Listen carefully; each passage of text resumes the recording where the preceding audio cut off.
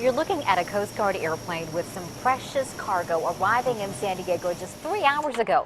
On board, this threatened sea turtle found stranded on Washington's coast. And new at 5, 10 News anchor Robert Santos has more on how SeaWorld plans to prepare that turtle for its return to the wild. From a Coast Guard C-130 to a SeaWorld truck and crew eager to receive this precious cargo. This is in pretty good shape too, huh? Inside this ventilated crate is Solstice, an olive ridley turtle who's been through a lot before visitors found her stranded on a beach in Washington. She was quite cold shocked. Solstice got stuck in the cold waters before she wound up stuck on the beach. This species thrives mainly in warm tropical waters from California down to Peru.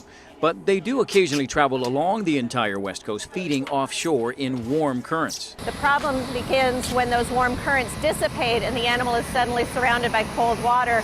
They're unable to actually find their way home at that point. When the Oregon Coast Aquarium rescued Solstice, she was hypothermic, dehydrated, pretty much comatose. Her temperature was at 58 degrees. Perfect temperature for her would be 75. They treated her with hydration baths, fluids, and practice swims. But since she ultimately belongs in warmer waters, the U.S. Fish and Wildlife and SeaWorld agreed the best thing to do is bring her to Southern California, where once off the plane, SeaWorld's vets immediately drove her to the park and placed her in a pool with some warm water to make sure she stays in good shape. We may start some medication if we decide it's necessary.